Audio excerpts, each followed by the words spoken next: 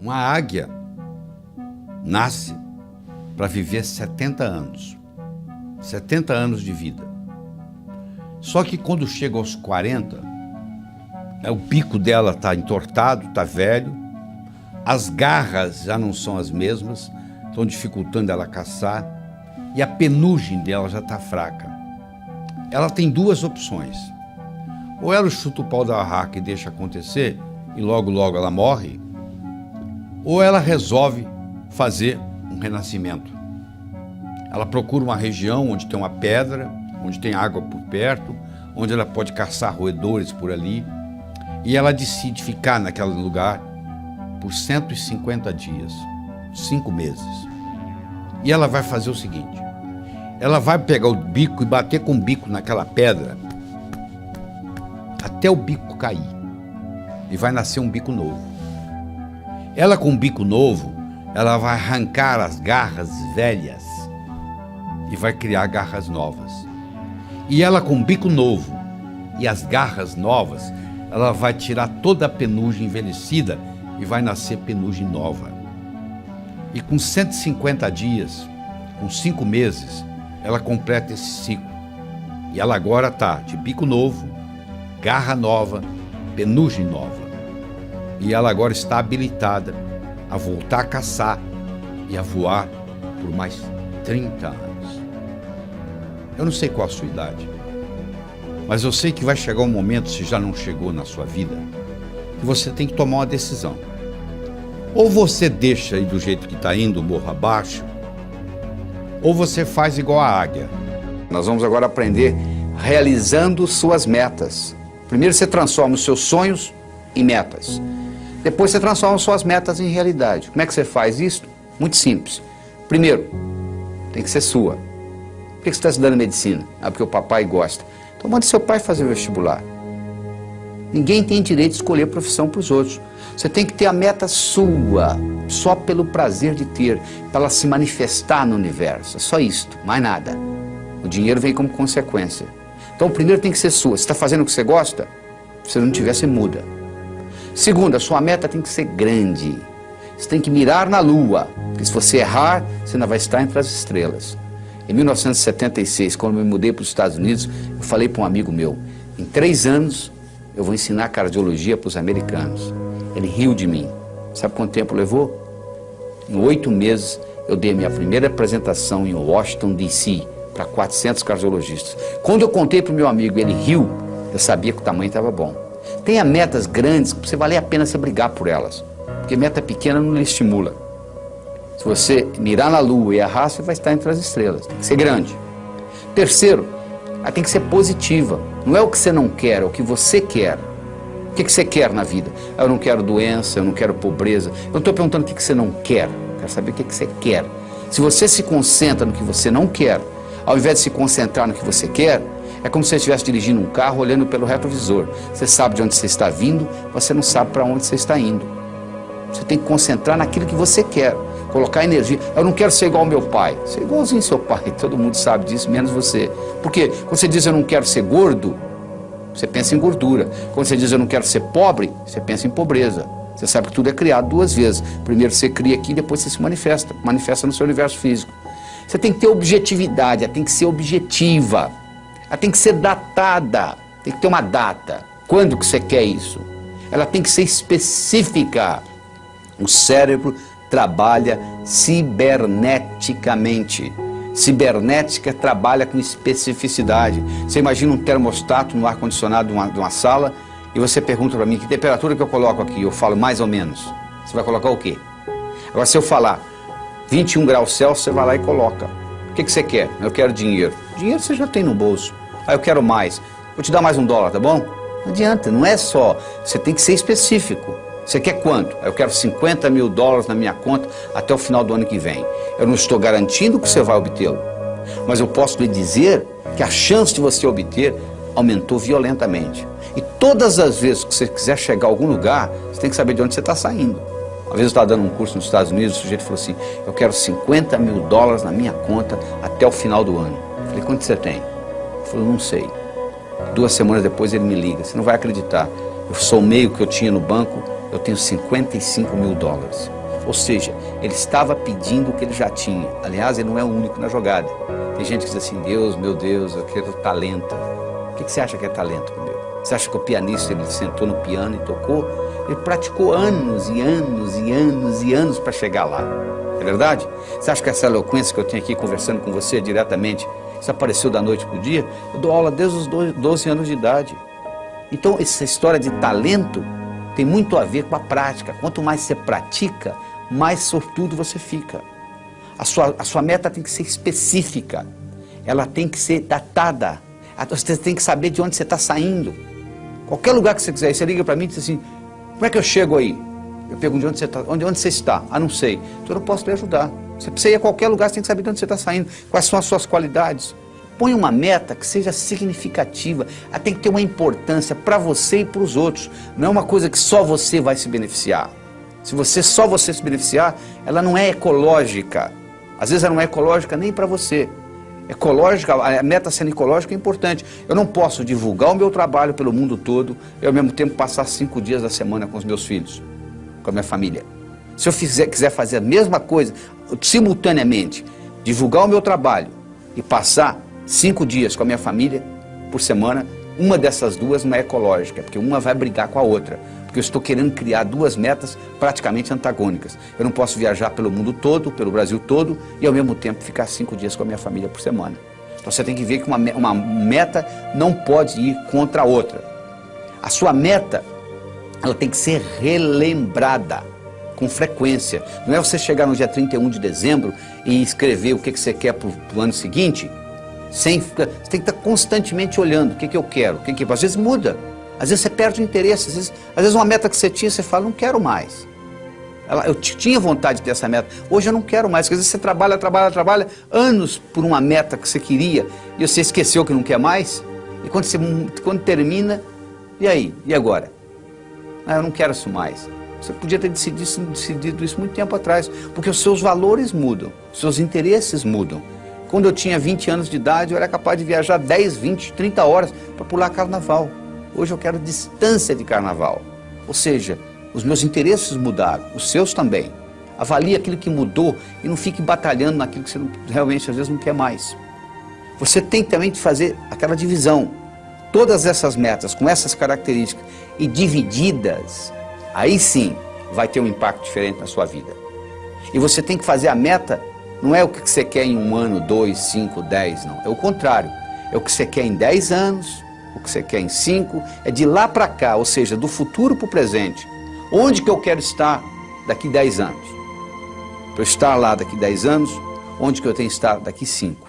Para estar lá daqui 5, onde que eu tenho que estar daqui 1? Para estar lá daqui 1, onde que eu tenho que estar e assim por diante. Aí você descobre o que você vai ter que fazer amanhã de manhã, mas olhando lá na frente, nos 10 anos. Parece uma coisa simples, mas faz uma diferença enorme. Você primeiro olhar lá nos 10 anos e trazer de lá para cá, do que daqui para lá. Então, com essas características que eu acabei de lhe apresentar, eu acho que você deve escutar, assistir esse vídeo várias vezes seguidas para saber as características da meta ser grande, ser sua, ser positiva, ser objetiva, ser datada, ser específica, ser significativa, ser ecológica, ser relembrada e ser comensurável. Uma coisa tem que ser medido. O que você quer? Eu quero mais felicidade. O que você quer? 20% mais feliz esse ano do que ano passado? Pode medir felicidade. Felicidade não é meta. Felicidade é estado de espírito. Fica feliz agora. O que está te segurando? Meta é uma coisa que você tem que estar num ponto, tem que chegar no outro. Existem etapas. Felicidade você não precisa de etapas. Você pode ficar feliz agora. Então meta é coisa comensurável. Você pode medir. Eu quero isso, eu quero aquilo, eu quero tanto no banco. E isso tudo tem que ser relembrado com frequência. No momento que você começa a trabalhar com tudo isto, e eu criei um mnemônico chamado Pode-se Crer, que ajuda você a relembrar todos esses tópicos que nós só acabamos de discutir. Quando você começa a trabalhar com isto, e na hora que você escreve a sua meta, você leva em consideração todos esses pontos, o que vai acontecer é que as suas metas vão se manifestar numa velocidade enorme. Você quer um carro? Tá bom. Que marca? Que cor? Como que é o painel? Como que é o estufamento? E etc. No momento que você começa com mais detalhes, no processo cibernético, isso se manifesta de uma forma diferente. bolo do sucesso, onde eu escolhi 6 ingredientes. O primeiro é você ter uma boa autoestima. O número 1 é você. Primeiro você cuida de você. Você já viu no avião? Lá vem a aeromoça lá e fala assim, ó, se por um acaso cair a concentração de oxigênio na cabine, vai cair uma máscara. Se você está com a criança, você faz o seguinte, você primeiro põe em você, para depois cuidar da criança. Ou seja, let me be a better me for me, and I'll be a better me for you. Deixa eu ser uma pessoa melhor para mim, eu serei uma pessoa melhor para você. Você entendeu? O termômetro mede a temperatura da sala. Eu chego aqui, está 21 graus Celsius. É a temperatura da sala. Agora, isso é o termômetro. Agora, se eu colocar aqui um termostato e colocar 15 graus, mesmo que lá fora esteja 30, aqui dentro vai estar 15. Porque o termostato vai baixar a temperatura ou subir, de acordo com onde eu coloco a temperatura. A autoestima é um termostato para a vida. Quanto que eu mereço? Quanto é que você está ganhando? Se eu falar que você vai, mês que vem, multiplicar por 10 o seu faturamento, você vai acreditar? Não. Você fala, não é possível. Quem é que vai... Se ganho mês que vem eu vou ganhar 10? Eu sei, mas por que você está ganhando 1 e o seu amigo está ganhando 4? Fazendo a mesma coisa. Com o mesmo talento. Pode ser que ele tenha um marketing melhor do que o seu, pode. Mas pode ser também que ele tenha um termostato de autoestima melhor do que o seu. Então, o que você merece é o que você tem. O merecimento que você acha que você vale está expresso aí na sua conta bancária, no carro que você dirige, na casa que você mora, na família que você tem. Está aí, é só você olhar. Se você quiser mais, você tem que sentir merecedor demais.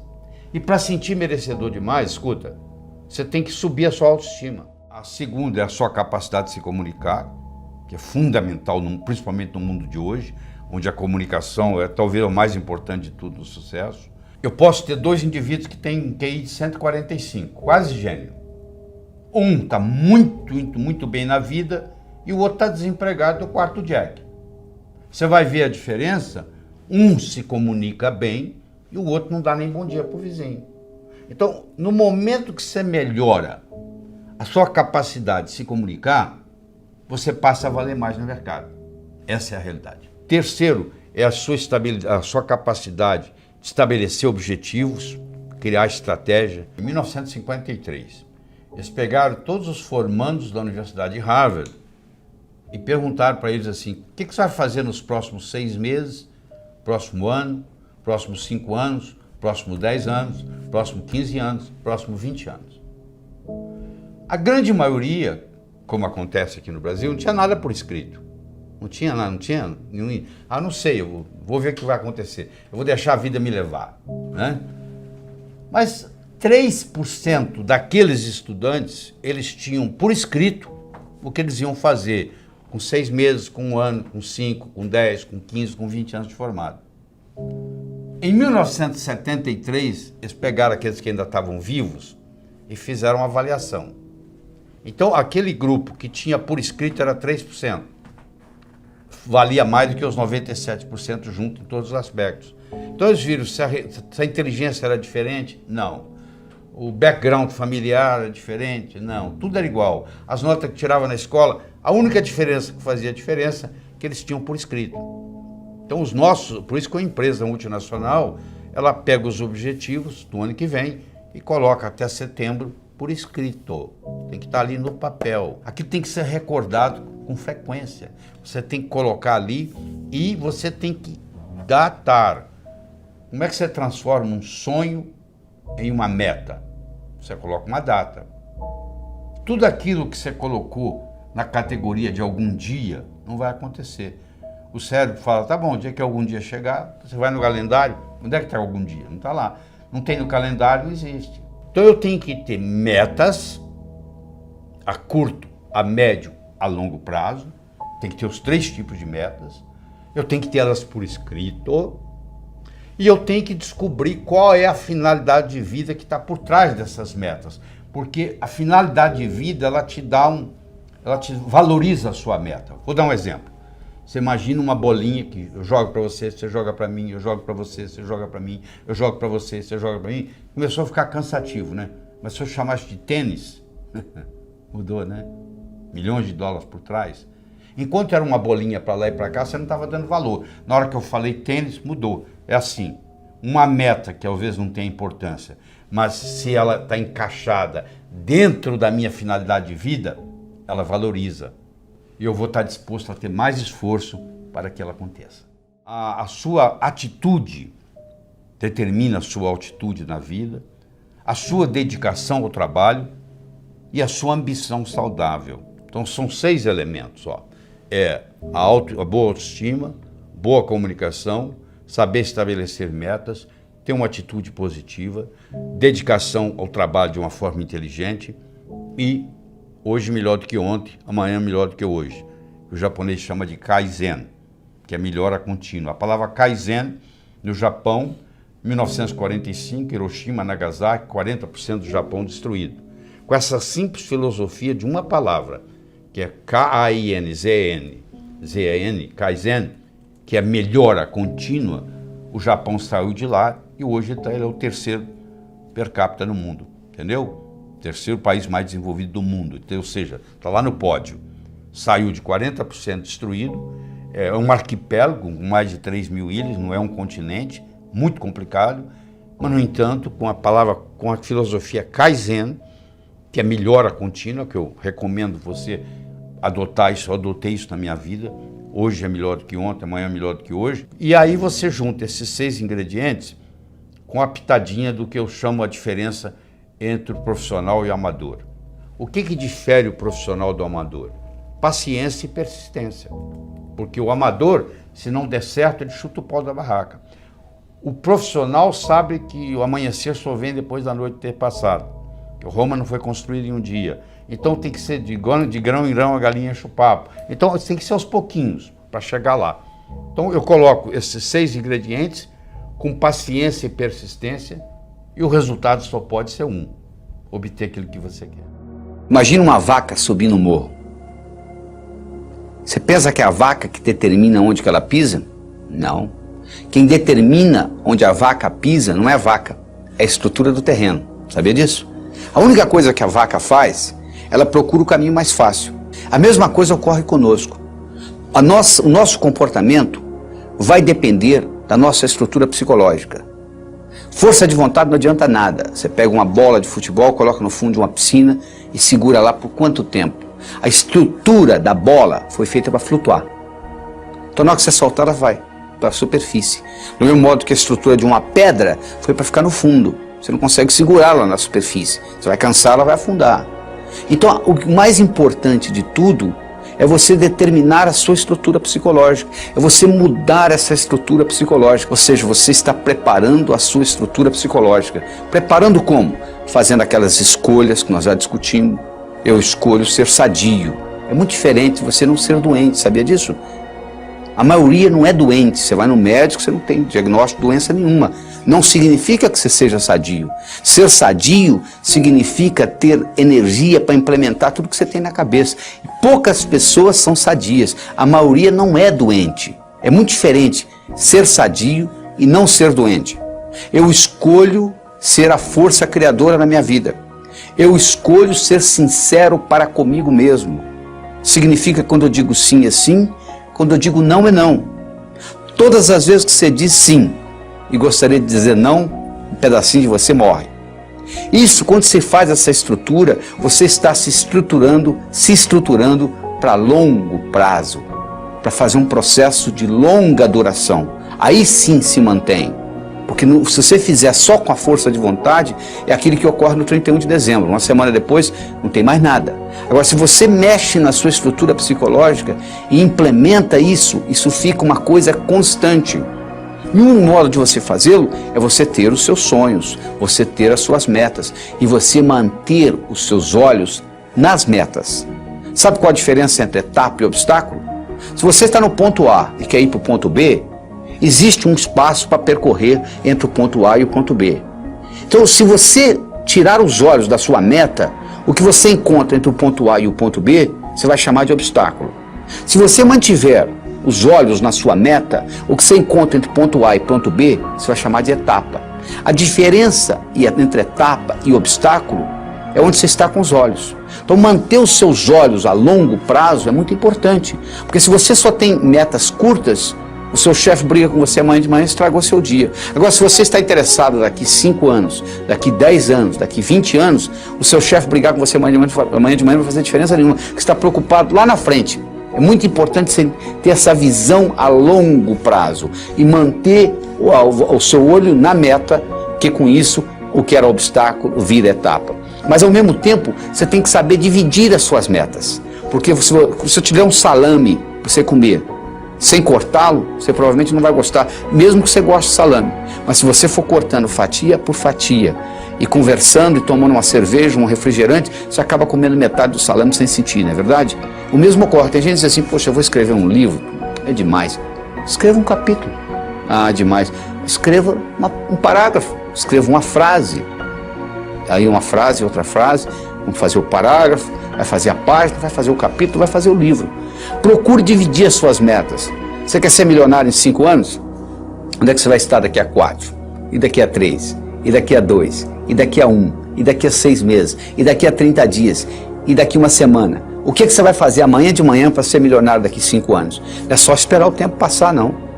O bonito é que quando você divide isto, o que você tem que fazer amanhã de manhã, diferente do que você teria que fazer se não tivesse essa meta, não vai ser quase nada. Porque a meta vai sendo diluída.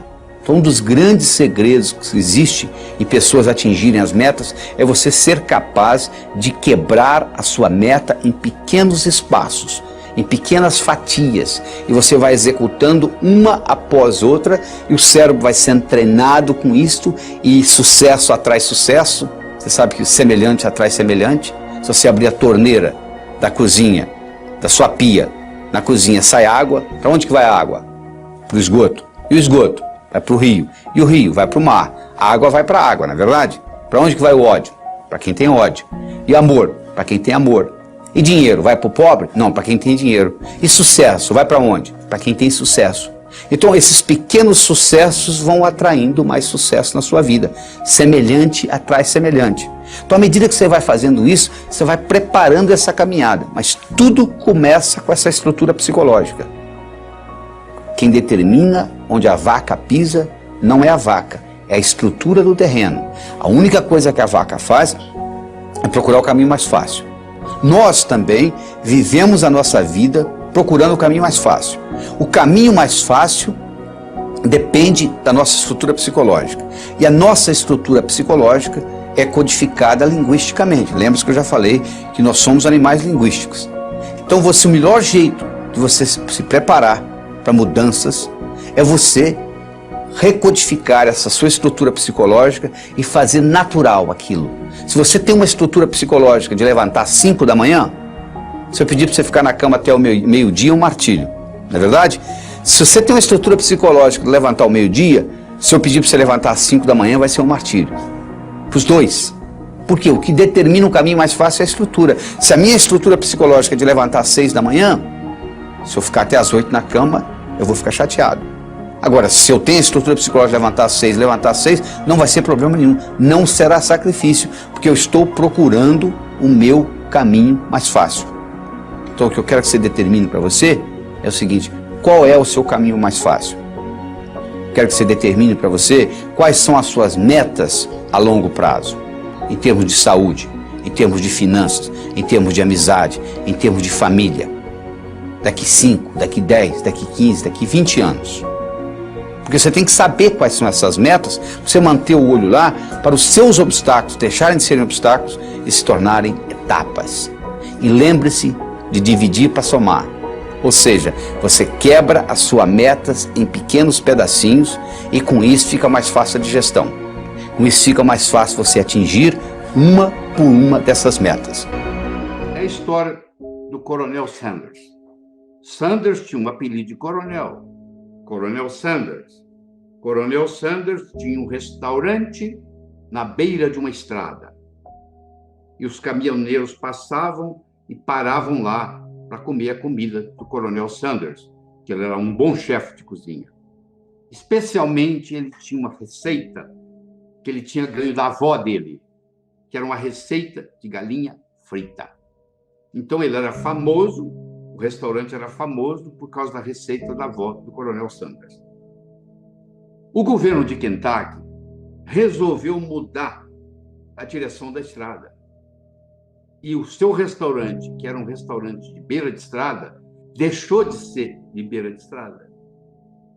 E ele, com 65 anos de idade, ele resolveu, não tinha cliente, ninguém ia sair da rota para ir lá visitar o restaurante dele.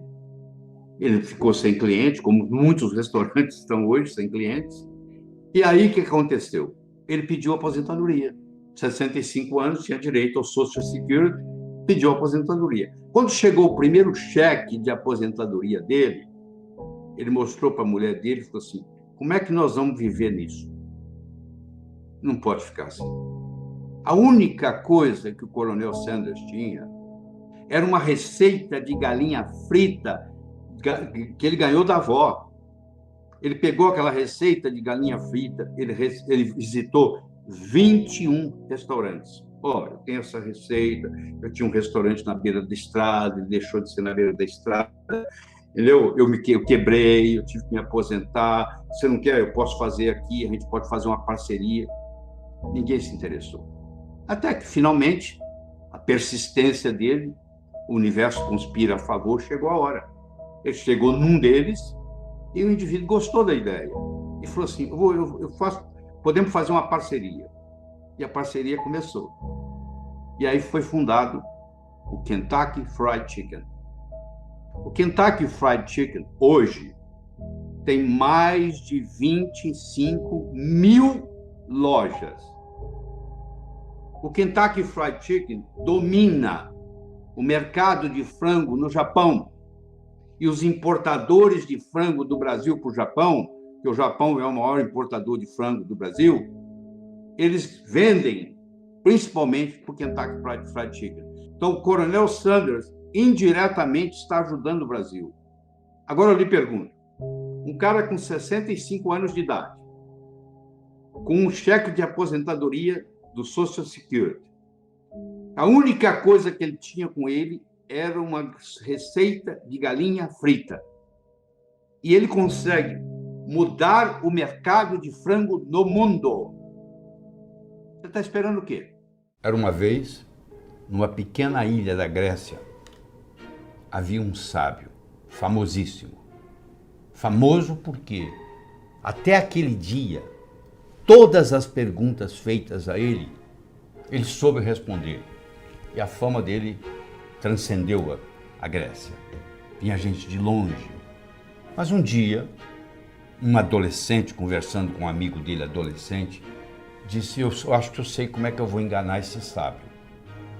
Eu vou pegar um pequeno passarinho, vou esconder nas minhas mãos, vou levar para ele e vou perguntar se está vivo ou morto.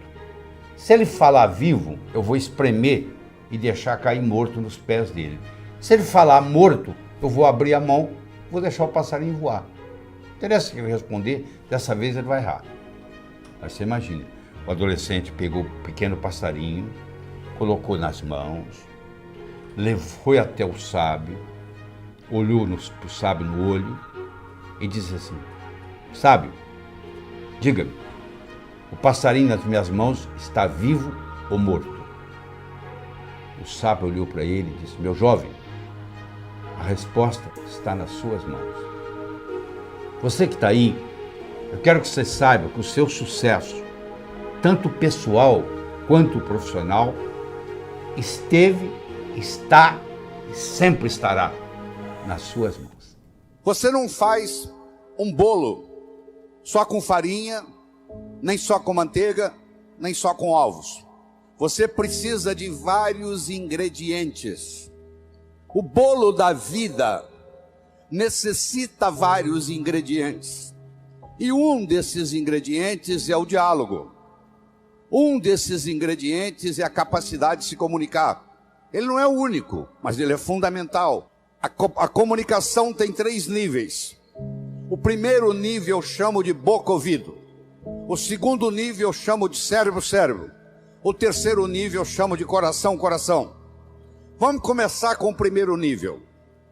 Boca, ouvido. Deixe-me primeiro fazer uma distinção para você. Ouvir e escutar não são sinônimos. Você ouve com o ouvido, você escuta com o cérebro. Você já foi alguma vez num restaurante e pediu ao garçom para lhe trazer uma água com gás e ele lhe trouxe uma água sem gás? Ou você fez uma solicitação e ele lhe trouxe outra? Aquele garçom, naquele momento que ele recebeu o seu pedido, ele estava operando no nível 1. No nível 1 ninguém é promovido. No nível 1 você não conquista as pessoas. No nível 1 você não vai para frente na vida. Não interessa a nota que você tirou na escola, isso não faz diferença. Porque a escola lhe passa informação. A vida lhe exige competência de ação. O que cai na prova não cai na vida. Se você observar na sua cidade, você vai encontrar indivíduos que eram CDFs, que eram estudantes brilhantes, e hoje são pessoas que estão perdidas na vida. E você vai encontrar também pessoas que eram estudantes medíocres, e hoje são excelentes empresários, estão contribuindo para o bem-estar da comunidade. Por que isso? Porque esses segundos, eles sabem dialogar com o mundo, eles sabem dialogar com a sociedade, eles aprenderam, talvez até intuitivamente, o poder da comunicação. Então, se você me permite, eu vou começar a trabalhar nesse modelo do nível 1, boca, ouvido, nível 2, cérebro, cérebro, nível 3, coração, coração. Quando você está operando no diálogo nível 1, não acontece nada. É o pai que está dando um sermão para o filho. E entra num ouvido e sai no outro. E o pai não percebe que ele vem falando isso há 5 anos e não funcionou nada. Pelo contrário, o filho até ficou rebelde de escutar o pai falar aquilo. E o pai não se dá conta que aquilo não é diálogo, que é um monólogo que ele está falando para o vento. Porque está entrando no ouvido e saindo no outro. Eu só posso me comunicar com vocês se nós fizermos uma conversa que interesse vocês. Não tem outro jeito. No diálogo, na comunicação, nós temos que modificar um pouquinho aquela frase que você conhece. A frase é assim: faça aos outros o que você gostaria que fosse feito a você. A verdade não é bem essa. Faça aos outros o que os outros gostariam que fosse feito a eles. Se eu convidar você para jantar na minha casa em São Paulo, eu não vou lhe servir o meu prato favorito. Pode ser que você nem coma. Eu vou perguntar o que você gosta. Se eu quero agradar alguém num processo de diálogo, eu tenho que ver o que a outra pessoa quer ouvir. Eu vou começar por ali, e não o que eu quero passar. Quero que você entenda isso. Faça aos outros o que os outros gostariam que fosse feito a eles. Eu quero mostrar o meu ponto de vista para você, mas eu não me preocupo como que você vai receber esse ponto de vista. Aí sabe o que acontece? A natureza colocou um ouvido no mesmo nível do outro. Entra num ouvido e sai no outro. Aí não deixa de ser diálogo, passa a ser monólogo, porque não tem repercussão. Para esse diálogo se ocorrer, primeiro eu tenho que ter uma mensagem forte. Você só vai continuar me escutando se você estiver gostando da mensagem. Eu tenho que ter algo para poder passar para você. Essa é a mensagem. Segundo, nós temos que conversar de uma forma metafórica. Quando eu lhe conto uma história, você não pode dizer que você não concorda com ela. Eu estou lhe contando uma história. E dentro da história, eu coloco a ideia que eu quero passar para você. Era uma vez um navio de alta prioridade, porque carregava ouro. E de repente o motor desse navio enguiçou. E o dono do navio disse: para. Traga aqui o melhor mecânico da região. Eles trouxeram. Ele trabalhou um dia inteiro, não conseguiu consertar o motor. Ele disse: para. Traga aqui o melhor engenheiro mecânico do país mais próximo. Eles trouxeram. Ele trabalhou 2 dias, não conseguiu consertar o navio. Ele disse: para. Traga aqui de onde estiver, de helicóptero, quem montou essa máquina desse navio. E eles procuraram, encontraram e trouxeram ele e um assistente. E eles desceram no navio de helicóptero, foram até a casa de máquinas, escutaram o barulho da tubulação, tocaram nos tubos, e tinha uma válvulazinha vermelha num canto. E ele perguntou para o assistente dele: você tem um martelo? Tem, me empresta. Ele foi lá e pim, ligue. Eles ligaram, tudo funcionou às mil maravilhas. Os 3 indivíduos que trabalharam, o primeiro que trabalhou um dia, o segundo que trabalhou 2 dias, e esse que deu a martelada na válvula, mandaram as suas respectivas contas. Quem trabalhou um dia mandou uma conta de $100. Quem trabalhou 2 dias mandou uma conta de $400, $200 por dia, porque ele havia trabalhado 2 dias e ele era mais sofisticado do que o outro. E quem deu a martelada mandou uma conta de $10.000. O dono do navio falou: eu vou pagar, porque ele consertou o meu navio, mas eu só pago com uma condição: que ele mostre como é que ele chegou à conclusão de me cobrar $10.000. E ele mandou um bilhete para o dono do navio: para dar a martelada, $1. Para saber onde bater com o martelo, 9.999. Olha que interessante. Você imagine que nós estamos almoçando e eu conto essa história para você. Aí nós estamos num diálogo, almoçando.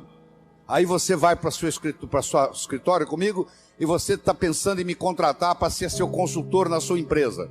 E você pergunta assim: doutor Lair, qual é a sua remuneração?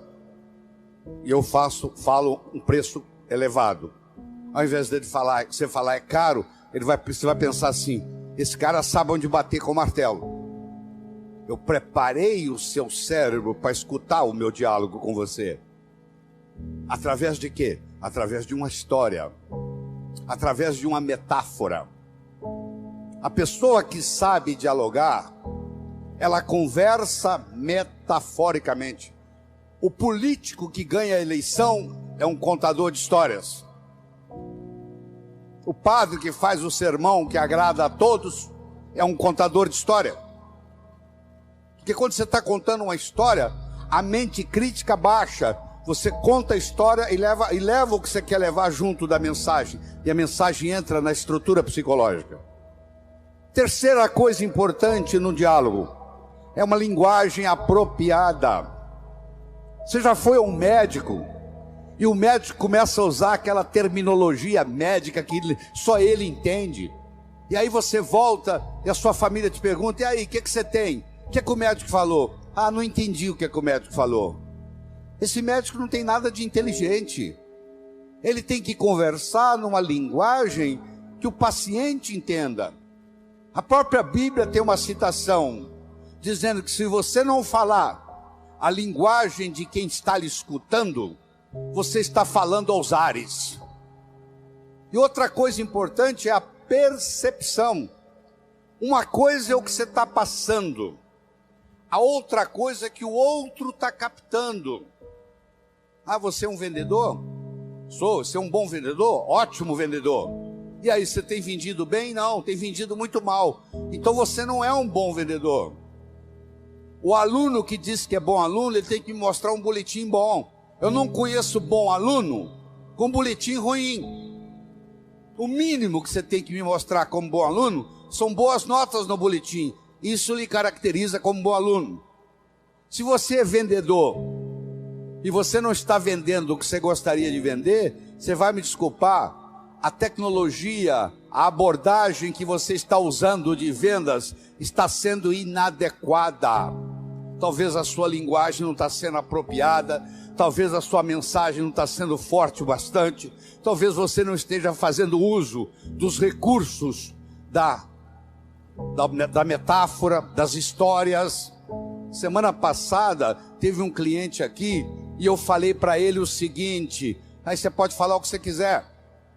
Você está falando, você está contando para esse cliente que está na sua frente o que você fez com o cliente da semana passada, o que você falou para ele. Mas na realidade você está falando para esse escutar, mas você usou o artifício metafórico de que você está falando para o outro. E quando você trabalha esse fenômeno do diálogo desse jeito, quando você termina, a pessoa se sente convidada a participar das suas ideias. Ela se sente... O filho, quando um pai sabe ter um diálogo com ele, quando termina o diálogo, o filho se sente convidado a experimentar o que o pai está falando para ver se dá certo. É um convite que ele recebe. Era uma vez um escritor que vivia à beira-mar. Ele tinha por costume caminhar na praia e à tarde e à noite ele escrevia. Uma manhã ele estava caminhando na praia e de longe ele avistou um jovem que dançava na areia. Aquilo despertou a curiosidade dele, ele se aproximou. Quando ele se aproximou, ele viu que o jovem não estava dançando. O jovem estava jogando coisas no oceano. Ele perguntou para o jovem: jovem, o que você está fazendo? O jovem respondeu: o sol está quente, a maré está baixa, essas estrelas do mar estão morrendo desidratadas aqui, eu estou jogando-as de volta ao oceano. Aí o escritor olhou para o jovem e disse: jovem, será que você não entende? Existem centenas e centenas e centenas de quilômetros de praia, centenas de milhares de estrelas do mar na areia. Se jogar uma ou outra de volta no oceano, no total não vai fazer diferença nenhuma. O jovem pegou uma estrela do mar, jogou no oceano, olhou para o escritor e disse: para essa eu fiz diferença. O escritor foi para casa. Naquela tarde ele não conseguiu escrever. Naquela noite ele não conseguiu dormir. Na manhã seguinte ele levantou-se, juntou o jovem e os dois juntos começaram a jogar estrelas do mar de volta ao oceano. Eu estou conversando com vocês quase 30 minutos. Eu não sei qual impacto essa conversa vai ter. Se vai entrar no ouvido, se vai sair no outro, se você achar que eu estou errado, etc. Mas eu vou dizer uma coisa: se fez diferença para um de vocês, já valeu a pena.